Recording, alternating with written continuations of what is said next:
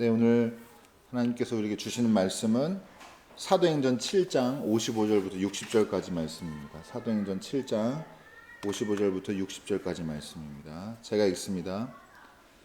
그런데 스데반이 성령이 충만하여 하늘을 쳐다보니 하나님의 영광이 보이고 예수께서 하나님의 오른쪽에 서 계신 것이 보였다. 그래서 그는 보십시오, 하늘이 열려 있고 하나님의 오른쪽에 인자가 서 계신 것이 보입니다 하고 말하였다. 사람들은 귀를 막고 큰 소리를 지르고서 일제히 스데반에게 달려들어 그를 성 바깥으로 끌어내서 돌로 쳤다. 증인들은 옷을 벗어서 사울이라는 청년의 발 앞에 두었다. 사람들이 스데반을 돌로 칠 때에 스데반은 주 예수님, 내 영혼을 받아주십시오 하고 부르짖었다. 그리고 무릎을 꿇고서 큰 소리로 주님, 이 죄를 저 사람들에게 돌리지 마십시오 하고 외쳤다. 이 말을 하고 스데반은 잠들었다. 이는 하나님의 말씀입니다. 하나님 감사합니다. 네, 먼저 인사 나누고 말씀의 은혜 나누겠습니다. 하나님께서 원하시는 세상은 평화로운 세상입니다. 네, 오늘 부활절 5째 주일이고요. 인원도 적고 하니까 제가 편하게 말씀드리면 오늘 어린이 주일인데 어린이 주일날 스데반으로 설교하는 교회 목사는 아마 찾기 쉽지 않으실 겁니다. 제가 우리 이런 교회입니다. 우리 어린이 빨리 귀 막고 들어가. 네? 키요? 네.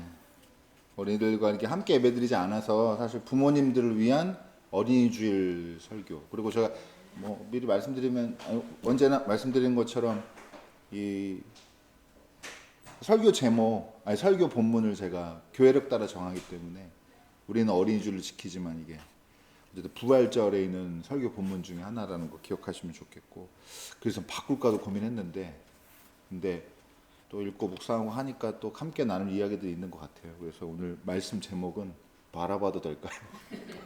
상당히 그 노래 제목 같은 대중가요. 바라봐도 될까요? 네. 오늘 사도행전 7장 배경만 간단히만 일단 말씀을 드리고,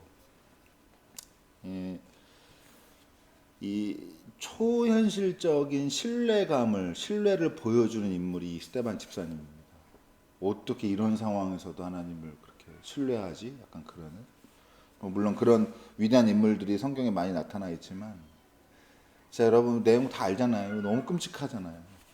그러니까 이 스데반 집사님이 어떻게 이렇게 과정에 이르렀냐면, 간단히 얘기하면 예루살렘 내에 이제 구제 문제를 해결하려고 집사님 7명을 세웁니다. 초대교회에서. 여러분 옛날에 집사 그냥 안 됐어요. 교회 다니면 집사 되는 게 아닙니다. 다 하드 트레이닝을 해야지 이게 그래야 집사님 되고 하는 건데, 그러니까 집사님이 되고 7집사님 뽑히는데 이분이 민간에 기적과 표적 같은 걸 많이, 좋은 일을 많이, 놀라운 일을 많이 하게 됩니다. 성령 충만해가지고. 그러니까 이제 유대인들이 보기에 꼴보기 싫은 거죠. 그래가지고 이 사람이랑 이제 막 언쟁도 벌이고 그러는데 언변도 장난 아니에요. 그래가지고 완전히 압도합니다. 유대인들이 압도돼가지고 어떻게 할까 하다가 고소를 해요. 죄목이 뭐였냐면 신성모독이에요. 자꾸 이제 여러분 지금도 이스라엘 유대인들이 예수님 존재를 신의 아들로, 하나님의 아들로 인정을 안 하잖아요. 그리고 오히려 이슬람에서 예수님 보는 것보다 이스라엘 사람들 유대교 안에서 예수님 보는 게 사실 더 평가절하합니다. 근데도 아주 광장에서 이스라엘 기랑 기독교인이 나와가지고 성적이랑 흔들고 있고, 진짜 이스라엘 사람도 놀랄 것 같아요.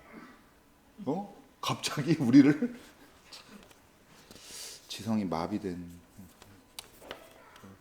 근데 어쨌든 어떻게 했냐면 고소할 때 공회로 끌고 올 때 미리 사람들을 매수해가지고 거짓 증언하게 했어요. 신성모독이라는 걸 증거로 잡아내려고. 그래가지고 여기서 이제 자기 변호할 시간을 주는데, 이제 나중에 이제 읽어보시면 아시겠지만 이스라엘 역사를 관통하는 이분 박사님이었을 것 같아요. 지금 말로 하면 장난 아니게 성경을 꿰뚫어 가지고 다 변호해서 완전히 압도시키고, 그래서 이제 오히려 싫어하는 입장에서 보면 더 꼴보기 싫죠. 그래갖고 막 격분해서 이제 그런 와중에 이제 예수님 얘기를 꺼내고 하나님이 보낸 의인을 배척하는 게 이게 얼마나 나쁜 죄인지 이런 것들을 이제 찌르면서 얘기를 하니까, 지난주 말씀인데 지난주 말씀에도 여러분 사람들, 그러니까 지지난주였죠. 베드로가 설교하고 사도들이 설교하니까 예루살렘 교회에서 오순절 사건 이후에 사람들이 막 마음에 찔려 했다고 그랬잖아요. 이 사람들도 똑같이 마음에 찔려 하는데 문제는 뭐냐? 그 사람들은 어떻게 했어요? 마음에 찔려서 회개했죠. 우리가 어떻게 해야 됩니까? 어떻게 하면 살아납니까? 하니까 회개하라. 그래서 회개했고 교인이 되었는데, 그리스도인이 되었는데, 이 사람들은 마음에 찔려서 이를 갈아요. 우리를 찔러? 우리를 공격해? 긁혔어. 이렇게 해가지고 이 사람들이 이제 결국에는 스데반이 결정적으로 하늘을 쳐다보면서 하나님의 영광이 보이고, 이게 이제 핵심이죠. 예수께서 하나님의 오른쪽에 서 계신 것이 보인다 이렇게 말하니까 이제 격분해가지고 이제 집단 투석형으로 처형하는 방법 중에 직결 심판하는 것 중에 가장 이제 어떻게 보면 유대인들이 이제 자주 사용하고 참혹한 이 방법인데, 돌로 사람을 아직도 그 중동 근동 지방에는 이런 게 남아 있는데, 문화로도 어쨌든 뭐 현대 사회에서는 끔찍하게 하면 안 되는 거지만, 어쨌든 이렇게 해서 바로 스테반 집사님이 그 자리에서 이제 죽게 됩니다. 근데 성경은 뭐라 표현했냐면 그 과정을 예수님처럼, 정말 예수님 닮은 그런 모습처럼 주님 이 죄를 저 사람들에게 돌리지 마십시오라고 외친 뒤에 이제 잠들었다라고 표현을 하게 됩니다. 여기에 사실 오늘은 다루지 않지만 여기에 재미있는 표현들이 많이 나와요. 여러분, 예수님이 하나님의 보좌 우편에 앉아 계신다가 아니라 여기 서 계신다고 그래요. 이런 것도 생각해 보면 재미있는 표현이고, 어쨌든 사울이 등장하기도 하고, 오늘 본문도 이제 연결점이 생기는 겁니다. 사울이 여기에 스데반 집사 처형하고 고소하고 고발하고 죄목 억지로 갖다 씌우고 하는데, 이런 데 참여했던 사람인 겁니다. 평생 그 짐이 컸겠죠. 아무리 자기가 다른 사람으로 거듭났어도 아마 무거웠을 텐데. 근데 어쨌든 오늘 우리가 집중해서 볼 거는 스데반이 이런 상황에서 주님을 온전히 신뢰했다는 거예요. 여러분, 그 신뢰 때문에 품위를 잃지 않고, 또 죽을 때도, 죽기 직전에도 예수님을 닮은 모습, 이런 모습들도 보여주고 정말 기가 막히죠. 근데 여러분 오해하지 말으셔야 될 건, 여러분 우리 누구도 앞으로 어느 누구도 기독교인이어서 그런 이유로, 기독교인이라는 이유로 스데반과 같은 죽음을 맞이하면 안 됩니다. 이 장려되거나 이런 걸 미화시키면 안 됩니다. 이건 끔찍한, 우리말로 하면, 요새 말로 하면 국가폭력이에요. 아주 심각한 국가폭력이고, 사법적으로 아주 불법적인 그런 공권력이 사용된 예가 될 수 있는데, 그러니까 이제 이거를 성경에서 기록을 하고 신앙적인 의미를 찾고 하는 이 하늘의 어떤 관점, 쉽게 말하면 그런 거는 다르겠지만 인간적으로는 너무 끔찍하고 안타까운 죽음이에요. 여러분, 교회 리더로 세워져서 구제 일에 힘쓰려고 하고, 또 나가서 좋은 일들 행하고, 민간에 막 여러 가지 기독교인으로 기적과 표적했다는 게, 이런 게 뭐 여러분 나쁜 거 했겠어요? 병 고치거나 뭐 기도해서 안심시키거나 불안하지 않은 사는 사람들 위로해주고 이런 것들 했을 텐데, 그런 걸의 결론치고는 너무 인간적으로 끔찍하죠.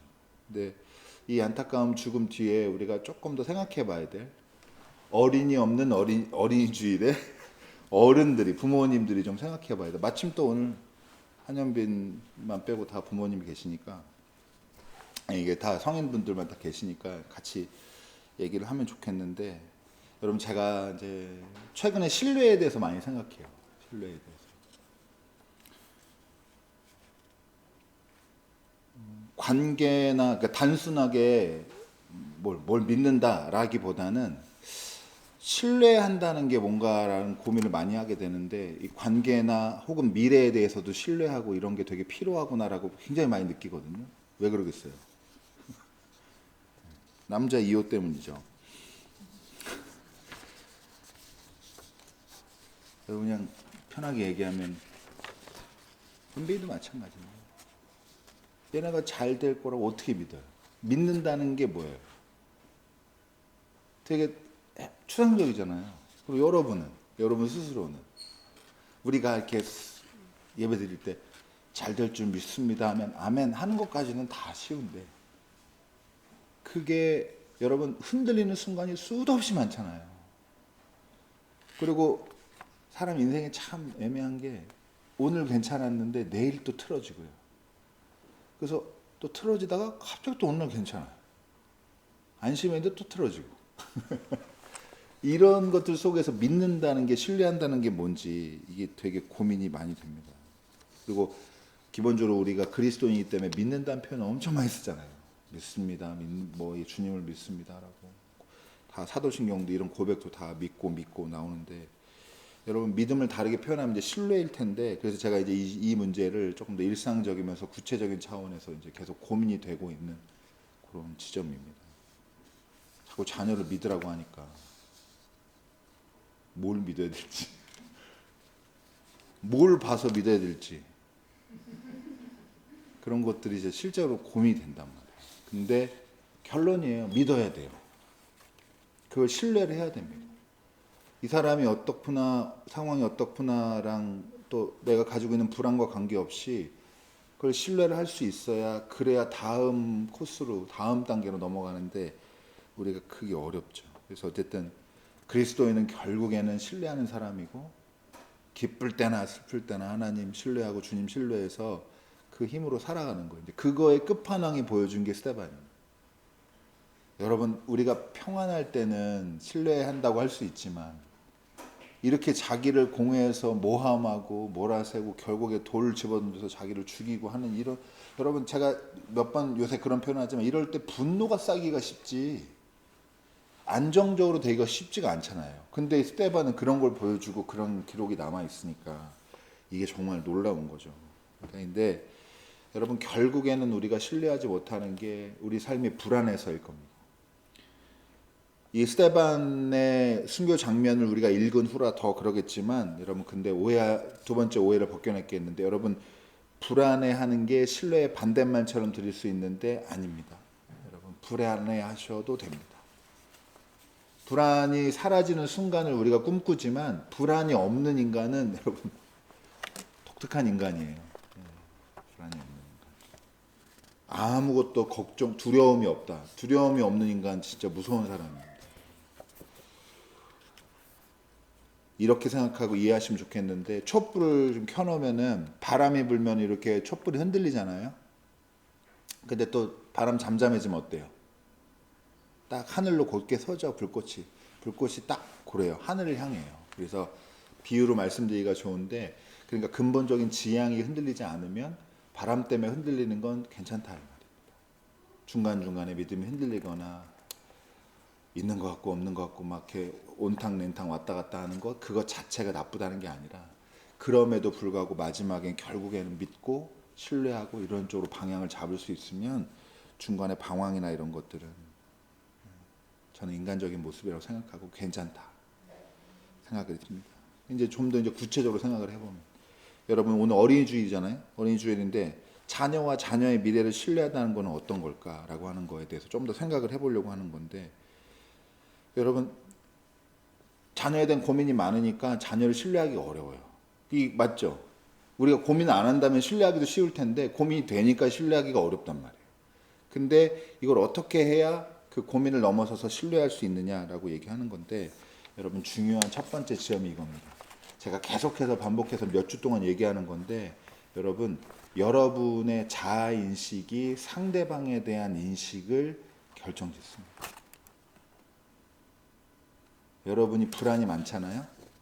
그럼 자녀를 볼 때도 불안하고 여러분이 여러분 자신을 신뢰를 잘 못해요. 그러면 자녀도 신뢰를 잘 못하고 여러분 자체가 게으르다. 그러면 자녀의 게으른 게 꼴보기 싫게 돼 있고, 분노가 가득 차 있다. 그러면 자녀를 꼴보기 싫어하고 그럴 확률이 아주 높습니다. 자녀뿐만 아니에요. 사실 더 넘어가면은 자기가 자기를 어떻게 인식하고 있느냐가 이 세상 모든 것을 바라보는 관점과 태도를 어떻게 보면 결정한다고 생각할 때도 저는 있거든요. 그러니까 결국에는 자아라는 게 실체가 있냐 없냐 하더라도 자기 자신을 어떻게 평가하고 어떻게 받아들이고 어떻게 수용할지 이거를 잘 결정하는 게 아주 중요한 문제다라고 하는 거고, 첫 번째 나눌 게 그건 겁니다. 여러분, 결국에는 여러분을 어떻게 생각하는지가 여러분이 자녀를 어떻게 생각하는지랑 연결되어 있다는 거. 요거 한번 기억해 주시면 좋겠습니다. 여러분, 세상을 어떻게 보고 받아들이고 또 해석하고 또 판단하고 이해하고 이런 거 결국에는 자기 자신에 대한 인식과 연관이 깊어요. 타인을 대하는 태도랑 결정주의에 있고, 여러분, 그래서 과도한 자기 연민은 안 좋아요. 그리고 뭐라 그럴까요? 이번에 그 이혼 순녀에도 원고에 없지만 보니까 목사가 나왔더라고요. 근데 그분이 너무 불우하게 살았어요. 진짜 안타깝더라고요. 그러니까 자기에 대한 연민이 커서 자기랑 사는 사람이 뭐가 힘든지가 전혀 안 와닿아. 머리로는 대충 아는데, 내가 왜 이 말하는지 노인지 사모님은 알 텐데, 제가 그랬거든요. 뭐 그렇게 힘들게 살았냐 그게 초점이 아니고, 제가 저에 대한 슬픔이 많아서, 연민이 많아서 다른 사람 슬픔이 안 와닿아요. 나보다 더 힘들면 그건 확 공감이 되는데, 저보다 덜 힘들다 그러면 그게 와닿지는 않고, 이런 게 좀 있었거든요. 그러니까 여러분, 자기인식이 그만큼 중요하다는 생각이 들고, 자기를 객관화시켜서 볼 수 있어야 상대방이 말하는 게 어떤 위치이고 어떤 상황인지를 객관화해서 바라보고 그걸 공감하든지 할 텐데, 그게 안 되는 거예요. 자기한테 함몰이 돼가지고. 여러분, 그러니까 이제 다음 단계로 이제 넘어가야 되는데, 스테반은 그럼 신뢰한 사람이잖아요. 그러면 이제 이런 논리로 말씀을 드리면, 스테반은 자기 안에 신뢰가 이미 준비되어 있는 사람인 거예요. 신뢰할 수 있는 사람인 거예요. 근데 여기서 이것도 제가 꾸준히 말씀을 통해서 전하고 있는 건데, 여러분, 큰 게 작은 걸 잡지 작은 게 큰 걸 잡지 않아요. 그러니까 여러분, 신뢰라고 하는 거는, 신뢰가 생기려고 그러면 여러분, 내가 노력해서 신뢰하는 게 아니라 어떻게 해야 돼요? 신뢰할 수 있는 대상이 날 사로잡아야 돼요. 그러니까 여러분, 스테반은 어떤 사람이에요? 신뢰할 수 있는 대상이 있고 거기에 사로잡힌 사람이니까 이런 신뢰감을 절체절명의 순간에 보여줄 수 있다라고 하는 겁니다. 이 부분이 이제 놀라운 겁니다. 여러분, 노력해서 되지 않아요. 사실 이게 노력해서 되는 게 아니고, 여러분, 그러니까 어떤 방식으로 주님을 신뢰했냐 이게 궁금하고 우리가 이걸 다 공식처럼 배우고 싶어 하잖아요. 그게 아니라 온전히 신뢰할 수 있는 분을 만난 사람이기 때문에 스테반이 이렇게 한 거다, 이 말인 겁니다. 하나님 몫이에요. 그리고 거기에 사로잡혀가지고 붙들렸어요. 어쩌지 못하고 신뢰할 수밖에 없는, 어떻게 보면 그런 상황이 되는 겁니다. 이걸 성경에서 뭐라고 표현해요? 성령 충만이다. 이게 성령 충만이에요. 손이 되면 이게 막 금으로 바뀌고 막 이런 게 아니라, 자기의 노력과 의지를 압도하는 붙들림에 사로잡힌 상태, 이걸 이제 성령 충만이라고 표현할 수 있다라고 하는 겁니다. 그래서 이제 여기서 이제 우리가 스테반이, 저는 개인적으로 너무 부럽거든요. 왜 부럽냐? 여러분, 스테반을 좀 다르게 표현하면 어떻게 되냐면, 올려다볼 하늘이 있는 사람이에요. 여러분, 어려울 때 어디 보세요? 동장?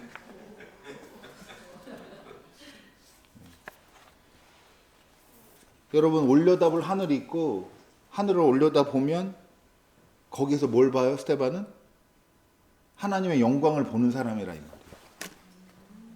여러분, 너무 복이에요. 우리가 진짜 어려울 때 어딜 탁 봤는데 그게 있다는 것도 부럽지만, 거기서 하나님의 영광이 드러나는 걸 확인하니까 자기 상황이나 조건 이런 게 압도되고 그 안에서 잠잠해질 수 있고 뭔가 뭐라 그럴까요? 좀 당황하지 않고 좀 의연하게 할 수 있고 이런 게 늘 있는 사람이었던 거예요. 그러니까 이게 여러분 스데반에게 주어진 은총입니다. 이게 돌이 날라들고 죽음을 맞이하는 순간에도 이게 흔들리지 않을 정도로 여러분 이럴 신뢰할 대상이 있다는 게 너무 부럽습니다. 여러분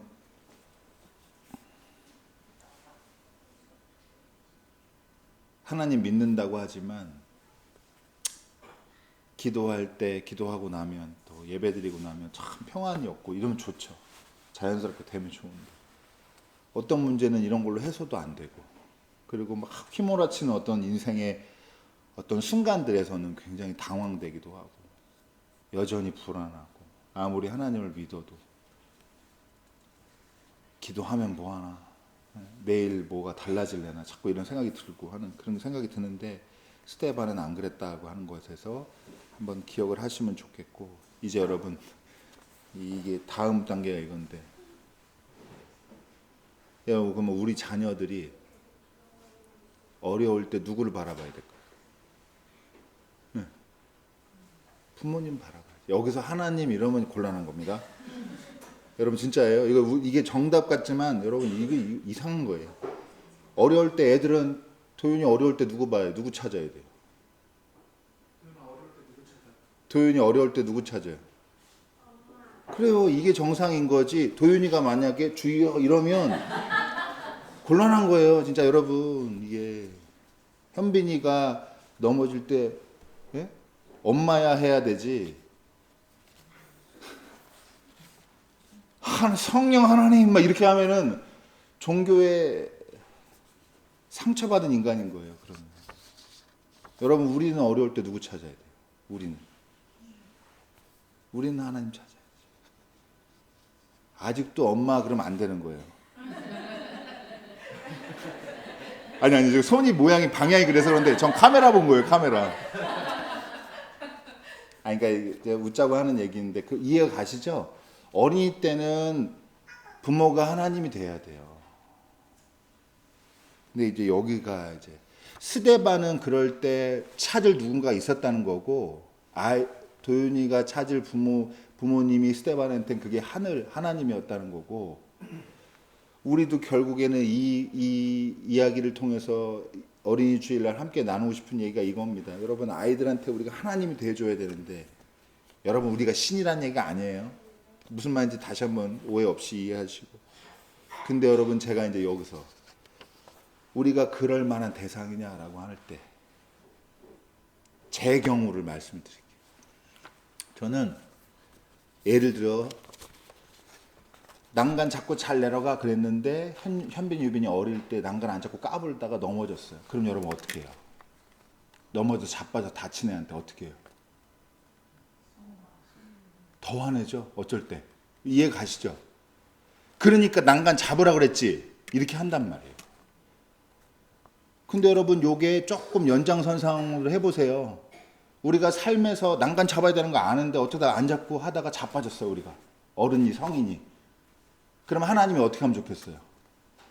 일로 와. 내가 정신 차려 그랬지 너.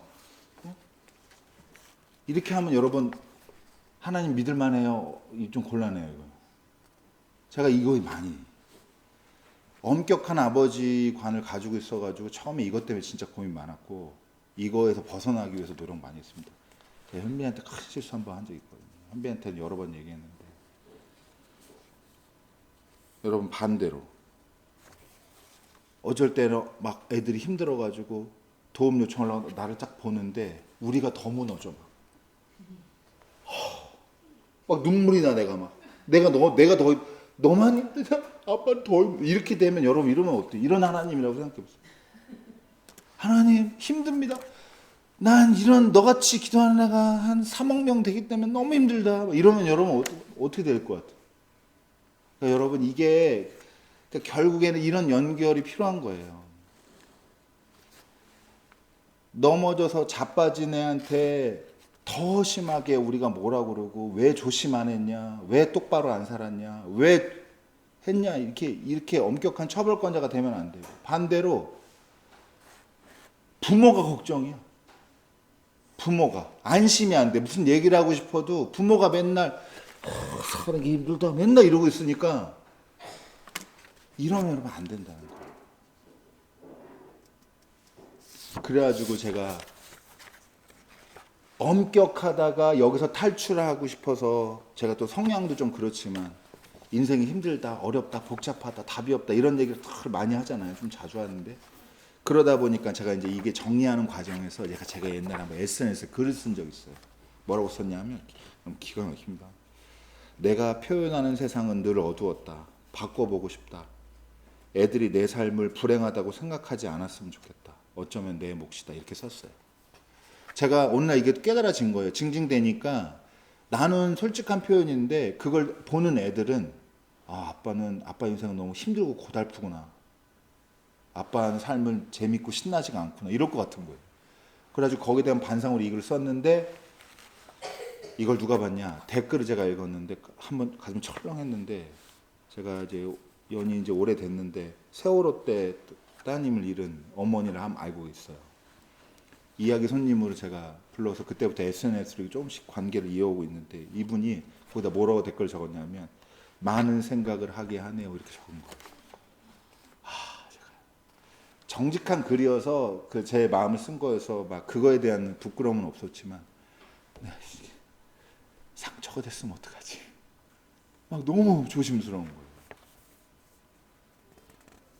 여러분, 근데 그분도 어떤 면에서 그렇게 자극이 되는지 이해가 가시잖아요. 여러분, 아직도 진상 밝혀지지 않고 자식 어떻게 죽었는지만 알게 해달라고 그러는데 이렇게가 안 되는데, 그 아픔을 갖고 사는 사람이 인생이 가볍지가 않잖아요. 밝지가 않을 거 아니에요. 근데 무겁다 보니까 남은 자녀가 또 있거든요. 이분도. 그 자녀가 보기에는 엄마 너무 힘들고 불쌍한 거죠.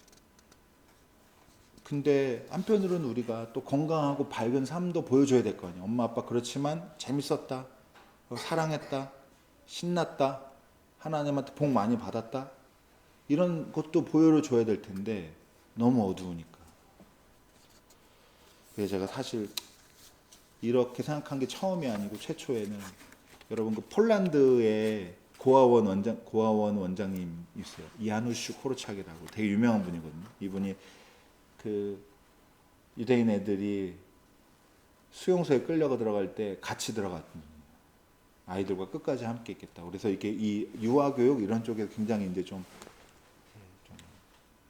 통찰을 많이 주시고 하는 이런 분이었는데, 이분이 쓴 글 중에 어떤 글이 있냐면, 삶이 당신에는 무덤과 같은 곳이어도 적어도 아이들에게는 그곳을 목장으로 볼 수 있게 해주어야 합니다. 이 글을 읽고 제가 처음에 쓰려가지고 잘하고 있나? 이래서 이 생각이 그 SNS 글로 됐고, 몇 년 묵어서 그 글에 대한 또 댓글을 보고 제가 또 이런저런 고민을 하고 됐다라고 하는 겁니다. 여러분, 우리끼리만 하는 얘기인데 삶이 조금 힘들더라도 애들한테는 여러분이 힘든 삶 살고 있다고 보여주지 마시고, 아이들한테는, 그러니까 우리 나이 되면 아이들이 세상 힘든 거 알아야 돼요. 지금 우리 나이인데도 목장 같다 세상이. 이러면 이제 곤란한 거예요. 엄마 찾고, 엄마 이렇게, 아빠 나 돈이 없네 용돈 주면, 이렇게 하면 안 되는데, 여러분 아이 때는 세상이 놀이터여야 돼요. 목장이어야 됩니다. 걱정이 없고. 왜냐? 하나님이 있으니까. 하나님 같은 부모님들이 든든하게 있어주니까. 여러분, 당황하거나 화나거나 그럴 때 당황한 척 안 하고 화난 척 안 하고 이런 얘기가 아닙니다. 여러분이 여러분 자신을 신뢰할 수 있는 대상으로 인식하는 그 계기가 필요하다라고 하는 겁니다. 여러분이 여러분을 못 믿으니까 여러분을 보는 자녀들이 여러분을 못 믿게 된다. 불안해 보이고. 그래서 다른 방법 없어요. 여러분, 제가 의지로도 안 되는 거라고 했죠. 자기를 어떻게 신뢰해? 오늘부터 신뢰하자 다짐하고 여러 번 얘기한다고 자기가 신뢰가 되냐? 안 돼요. 여러분을 하나님이 사로잡아야 됩니다. 제가 신앙적으로 얘기하는 거예요. 신뢰할 대상이라고 하나님을 만나셔야 돼요. 이건 오롯이 하나님 몫입니다. 여러분이 그 복을 누리는 사람이 됐으면 좋겠고, 그 안에서 여러분을 신뢰하게 되게 돼야, 그래야 아이들이 여러분을 볼 때 자기를 신뢰하고 자기의 미래도 신뢰하고 그래서 할 수 있지 않을까, 이런 생각을 하고 있고 실험 중입니다. 저도. 제가 10년 후에 이 설교가 부끄럽지 않기 위해서 열심히 살아보려고 합니다. 네. 유빈이가, 현빈이가, 서빈이가, 찬빈이가 어떤 인간이 될지를 모르겠어요. 그렇지만 신뢰해 보려고요. 네, 신뢰해 보고, 그리고 애들을 막 걱정하면서 전전긍긍하는 게 아니라 제가 제 삶을 신뢰하고 제가 신뢰할 만한 대상에게 저를 탁 붙들어 매고 하는 이거를 실험해 보려고 이런 말씀을 함께 나누는 겁니다. 그런 말씀 마치겠는데,